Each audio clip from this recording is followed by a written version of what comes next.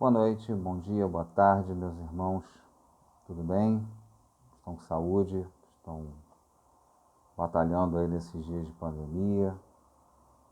Espero que todos estejam com as suas famílias, estejam bem. E obviamente que nós, dentro em breve, estejamos juntos novamente, todos. Hoje eu trago para vocês, nessa sessão, o capítulo 25, Não vos afadigueis pela posse do ouro. É um trecho do Evangelho segundo o Espiritismo, e achei muito bem relatar nessa sessão de mesa, pois é um trecho um tanto curto e dá um pouco mais de mobilidade para nós falarmos um pouquinho a respeito.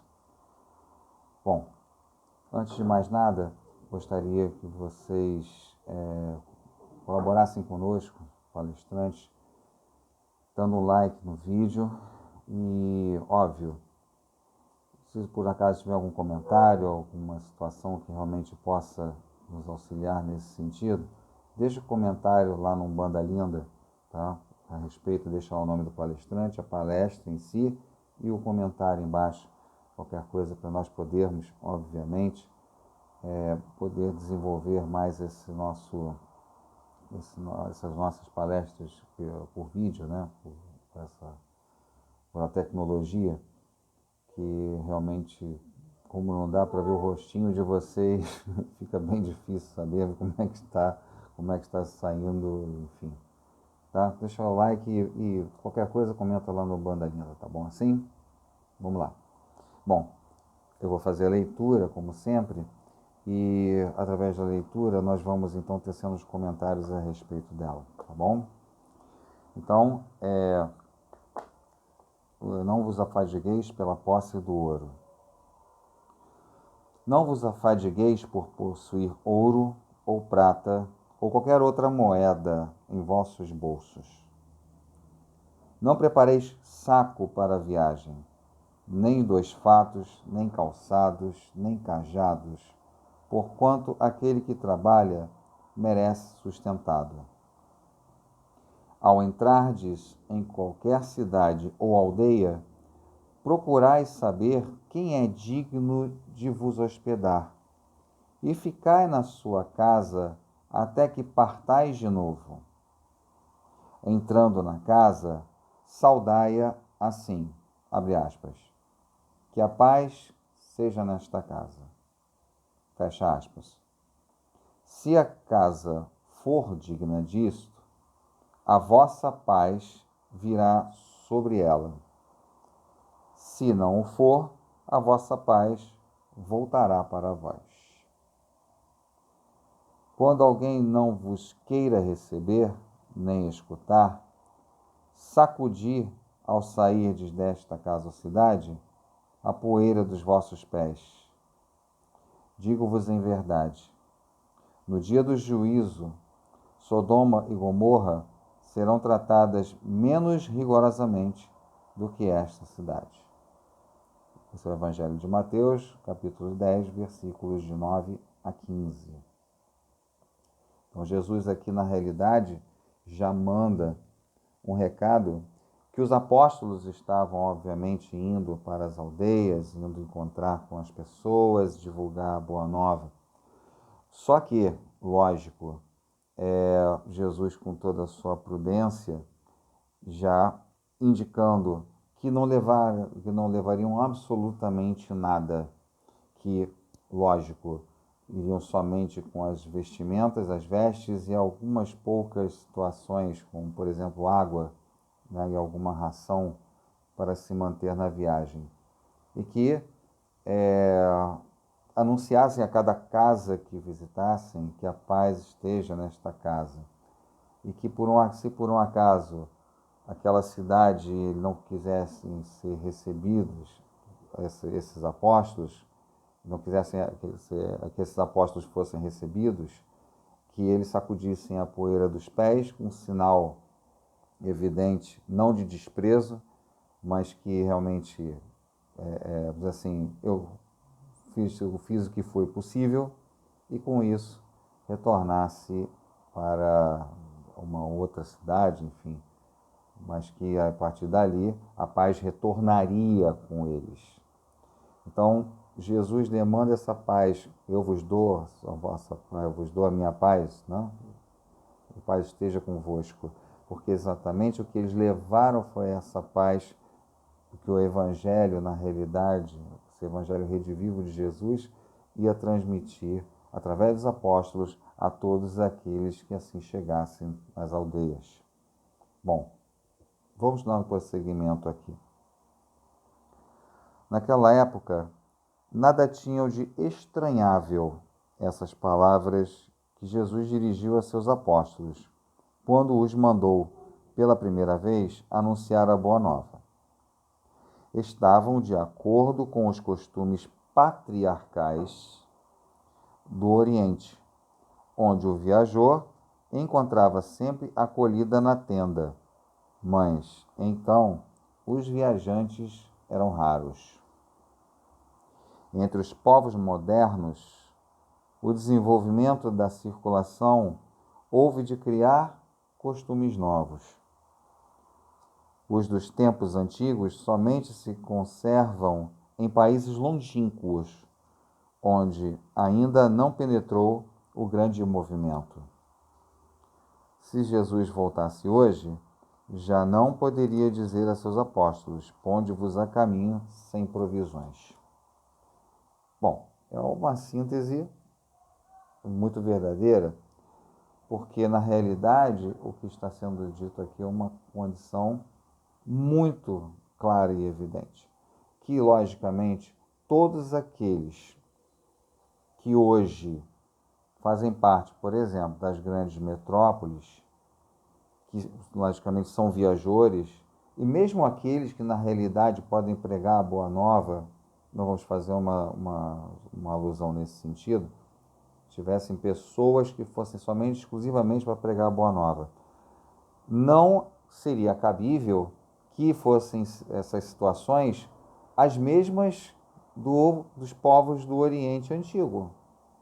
Porque, na realidade, essas situações que facilmente eles encontravam um lugar para pousar, não é hoje, né, a grosso modo dizendo, não é hoje cabível. Hoje, lamentavelmente, não é da mesma circunstância, não vai acontecer a mesma coisa, logicamente, do que acontecia há séculos atrás. Então, o viajor, ele saía em campo, atravessava o deserto e com isso chegava até uma cidade, uma aldeia. E era lá facilmente, porque eram poucos os viajores, eram poucos aqueles que se aventuravam a sair de suas aldeias, de suas cidades, de seus vilarejos, para poder realmente ir para um outro que fosse mais perto ou mais distante, mas isso era raro de acontecer. Era um círculo muito fechado esse tipo de situação. Hoje, com a modernidade, obviamente, somente povoados muito remotos, são aqueles vilarejos bem rústicos, eles ainda conservam esse tipo de, vamos dizer, de costume, mas é muito difícil. Então, na realidade, está logicamente com a evolução, com o passar do tempo, isso tinha logicamente a ser modificado. E realmente o foi. Só que logicamente hoje você não encontra. Hoje, como o próprio autor disse, ponde-vos a caminho sem provisões seria uma palavra que não existiria no vocabulário de Jesus hoje, caso realmente fosse na atualidade o mesmo método, usar a mesma metodologia para os apóstolos, como se fosse hoje. Vamos continuar. A par do sentido próprio, essas palavras guardam um sentido moral muito profundo. Proferindo-as, ensinava Jesus a seus discípulos que confiassem na providência. Ademais, eles, nada tendo, não despertariam a cobiça nos que os recebessem. Era um meio de distinguirem dos egoístas os caridosos. Por isso foi que lhes disse: procurai saber quem é digno de vos hospedar, ou quem é bastante humano para agasalhar o viajante que não tem com o que pagar, porquanto esses são dignos de escutar as vossas palavras. Pela caridade deles é que o reconhecereis. Então, obviamente, pela instrução do Cristo aos apóstolos, quando a saída para poder prestar essa caridade, obviamente, assim, tem que ser dita como caridade lógica, e que eles procurassem, dentre essas cidades e aldeias, povoados, pessoas que realmente atendessem não a seus caprichos, mas às suas necessidades. E em troca, eles logicamente fariam a divulgação desse evangelho.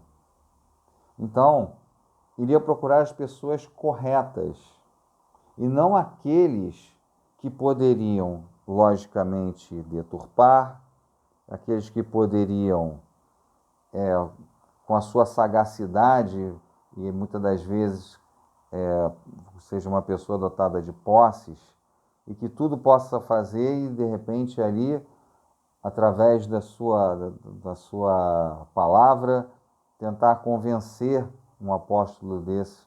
E poderia acontecer, não é? Os apóstolos, na realidade, eram servos do Cristo, mas seres humanos e, logicamente, falíveis. Então, Jesus foi bem prudente ao dizer-lhes que procurassem aqueles que não lhe atendessem, que lhe atendessem às necessidades principais e que, em troca disso, que fossem divulgados esse evangelho, que fossem atendidos, entendeu? Que pela caridade seriam reconhecidos. Então, esse reconhecimento, quando obviamente acontecia, eles fariam, logicamente, toda a diferença quando em relação a essa gente o qual estavam visitando. Quanto aos que não os quisessem receber, nem ouvir, recomendou ele, porventura, aos apóstolos que os amaldiçoassem, que se lhes impusessem, que usassem de violência e de constrangimento para os converterem? Não. Mandou pura e simplesmente que se fossem embora à procura de pessoas de boa vontade. Logicamente,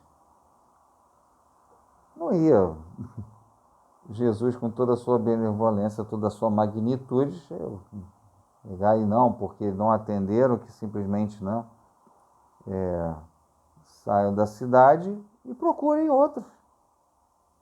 Saiam da aldeia, procure outra. Saiam do povoado, procure outro. Porque, na realidade, é uma busca. Isso é uma busca incessante. Aí é que está o grande detalhe da doutrina espírita. Nessa parte, que é onde Cristo simplesmente diz: se não a atenderem, se não acolherem, peguem e vão a outro lugar, à procura de pessoas de boa vontade. Não é difícil. Muitas das vezes o que é mais difícil, às vezes, é prosseguir por um caminho que, na realidade, você já deu, desculpando a expressão da palavra, uma porta no meio da sua cara. Não é?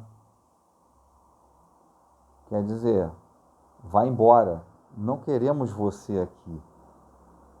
E você vai a outro lugar. Então, nesse último parágrafo, é exatamente onde a gente pode ver uma grande diferença no sentido desse texto. O mesmo diz hoje o Espiritismo a seus adeptos: não violenteis nenhuma consciência. A ninguém forceis para que deixe sua crença, a fim de adotar a vossa. Não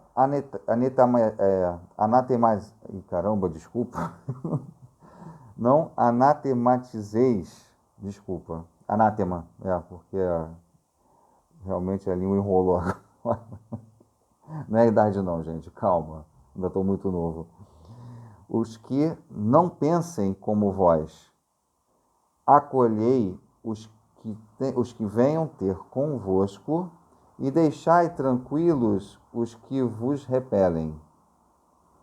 Lembrai-vos das palavras do Cristo. Outrora, o céu era tomado com violência, hoje o é pela brandura. Bom, então vocês entenderam o contexto? Logicamente, Jesus mencionando a respeito de todo o trabalho dos apóstolos, de todas as situações, que os apóstolos eram o referencial do Cristo. Os apóstolos eram, vamos dizer, os ombudsman do Cristo. Eram os emissários. Eram os arautos. Então, eles iam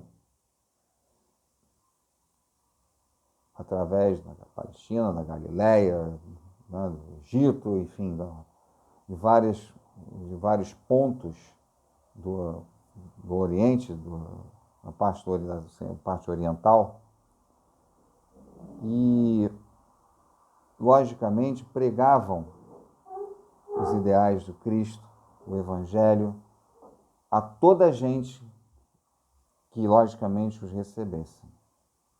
Mas que o Cristo em nenhum momento dizia: se por acaso não recebessem, não recebam vocês, não tem problema, taquem fogo em tudo, quebrem tudo, simplesmente praguejem contra a cidade. Não. Não é necessário. Então nós englobamos toda essa parte e passamos para a doutrina espírita, conforme no último parágrafo. Então nós pegamos todo esse processo dos apóstolos e transformamos dentro do centro espírita. Quem são os médiuns? São apóstolos? São emissários. Eles não são os apóstolos propriamente ditos, mas são emissários do Cristo, que dentro do centro e fora dele divulgam o bem, os ideais do Cristo, a doutrina, enfim, para que quem quiser escutar, para quem quiser realmente tirar proveito disso e, logicamente, começar a sua reforma íntima, poder fazer. Mas aí que está o grande detalhe. Quem não quiser, não ouvide. Deixe que continue na sua crença, porque na realidade existe o livre-arbítrio. Só que cada um e a cada qual, logicamente, isso fará um peso, não por não ter aceito a doutrina espírita, mas sim por, de repente, continuar nas suas velhas, nas suas velhas manias, nas suas antigas rabugices e, logicamente, nas suas grosserias, com aquele homem velho, homens e mulheres, aquele homem velho que existe dentro de nós, com aquela parte antiga, arcaica, que simplesmente não tem mais valor nenhum perante essa nova realidade que a doutrina espírita implantou e continua em sua divulgação pelos 4 cantos do planeta. E não só a doutrina espírita, as demais religiões que a cercam, todo o amor, que espalham o amor. Exatamente nesse sentido, o bem triunfará. E os médiuns são parte, e obviamente uma parte importantíssima dessa mudança. Nós não estamos mais em vilarejos, em aldeias, não estamos mais em minúsculas cidadezinhas.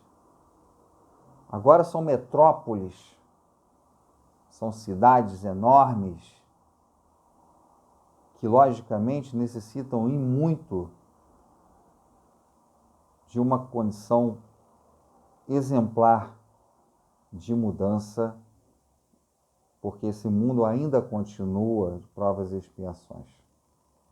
E ainda continuamos nessa condicionante, infelizmente, a prosseguir com o sofrimento, a prosseguir com a dor, mas que isso vai ter fim, vai ter um freio definitivo, que logicamente o planeta vai virar uma grande estância, que na realidade não vai haver uma mudança de fazer um planeta, né, que na realidade seja um planeta de espíritos felizes, um mundos felizes. Não, não é agora.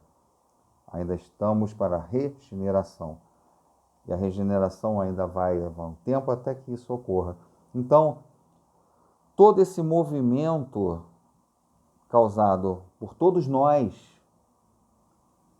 que divulgamos não só a doutrina, mas o Cristo, o Evangelho do Cristo, a todos aqueles que chegam até nós, logicamente nós estamos bem posicionados para que nós consigamos prosseguir nesse sentido. E nós temos que ter muita força, meus irmãos, porque não é fácil. A pandemia veio exatamente para nos testar até que ponto vai a nossa resiliência. Essa resiliência que, na realidade, nós temos que ter muito, mas muito, assim, de uma forma exemplar. Mais exemplar do que muitos que sentam ali na assistência. Porque nós, ali, nós não temos crachás.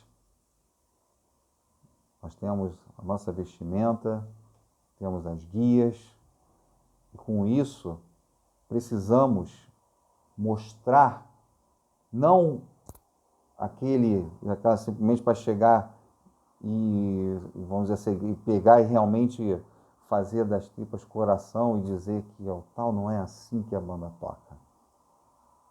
Mas é com respeito, com ética e disciplina.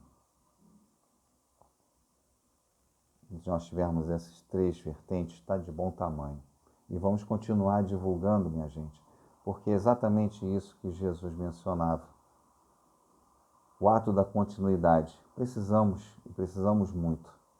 Mas eu tenho certeza que, na realidade, nós vamos modificando e, à medida que nós vamos evoluindo, vamos melhorando de acordo com a humildade, com o respeito aos demais irmãos, com respeito àqueles também que nos procuram, de saber distinguir das pessoas que na realidade querem mudar e daqueles que não querem, orar por eles da mesma forma. Bom, hoje eu vou falar uma coisa com vocês, porque eu tenho uma historinha aqui interessante, mas antes vou dizer uma coisa. Eu vou fazer uns vídeos exatamente que eu falei da resiliência, nós vamos falar exatamente sobre as condições da resiliência, né? Que na realidade é essa forma que nós temos de poder suportar e, vamos dizer, voltar ao nosso estado normal. E nós vamos fazer outros parâmetros exatamente em contrapartida à resiliência, e vai ser bem interessante. Eu vou fazer umas 3, 4 palestras, eu acho que tá bom. Entendeu? Aí eu vou exatamente isso. Resiliência, por exemplo, resiliência e o ódio, a resiliência e o perdão. E assim, fazendo parâmetro entre a resiliência e os demais, vamos dizer assim, os sentimentos ou então atitudes. Tá? Eu estou montando isso, tá? Não vai ser agora, mas de qualquer maneira, é um tempo a gente vai ter isso aí. Mas vai ser umas 3 palestras ou 4, eu acho que já está de bom tamanho. Bom, hoje eu trouxe uma história. Outro dia eu estava acessando o LinkedIn, aí eu puxei ali até uma pessoa conhecida, e ele postou uma coisa bem interessante e serviu de uma lição impressionante. Pelo menos para mim, agora eu estou divulgando para vocês. Uma mãe perdeu o filho com Covid. E, logicamente, a perda de um filho para uma mãe é como se rasgasse o peito, a mão, a força, a sangue frio. Então, essa mãe, ela sentiu muito, mas lembrou-se que aquele filho dela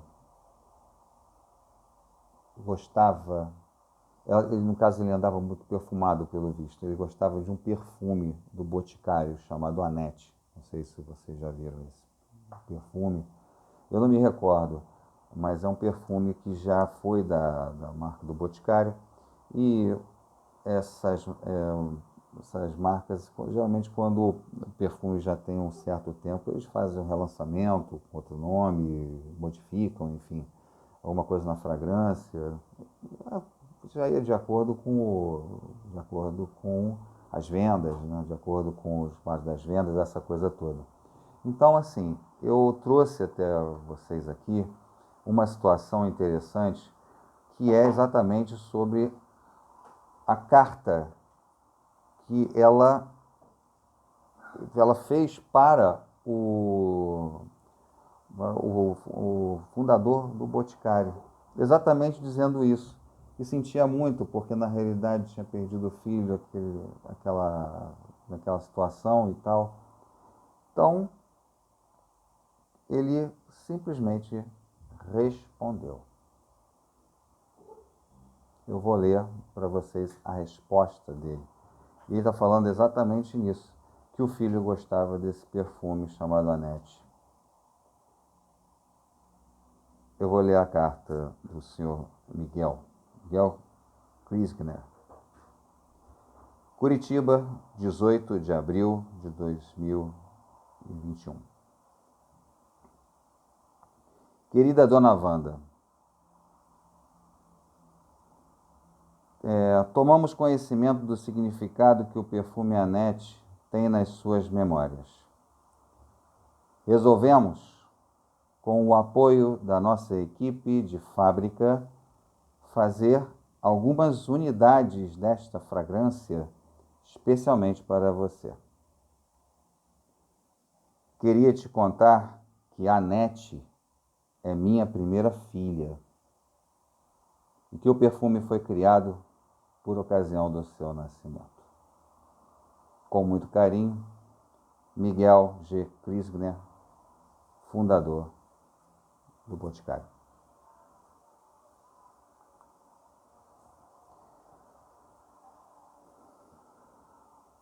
Alguém tem alguma coisa a falar sobre isso? Eu só tenho uma. Respeito. A carta não foi feita no Word, não estava em PDF, ela foi feita à mão, pelo próprio. Você sabe qual é o nome disso? Consideração, respeito pelas pessoas, pelo ser humano, por aquilo que o ser humano está passando.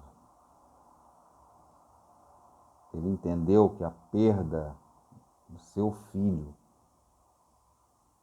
que o perfume não vai trazer, e alguns frascos de perfume, que logicamente ele tem a sinergia de toda uma equipe que está aos pés dele, que fazem o que ele determinar.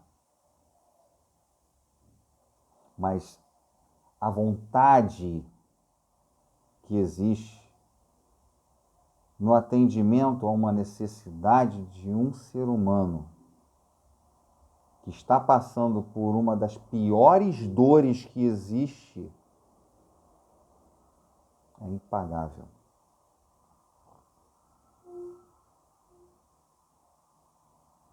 E quantas oportunidades perdemos nós?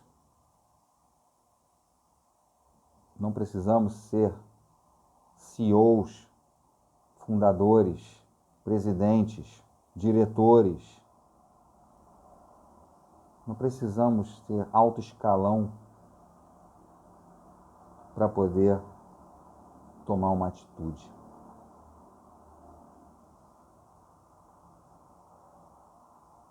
Se você tiver uma que venha beneficiar alguém, e esse alguém seja uma pessoa que realmente esteja muito mal, não ouvide. Faça. Faça, porque na realidade é exatamente isso que a gente precisa. De pessoas que façam, pessoas de ação, pessoas que realmente façam a diferença. Que digam, é comigo, eu faço, é agora mesmo. Está sentado? Levante-se e vá. Faça algo. Espero que essa carta tenha sido de grande valia para vocês, porque para mim foi excepcional. Pela vossa atenção, muito obrigado. Fique em paz, saúde. Até a próxima.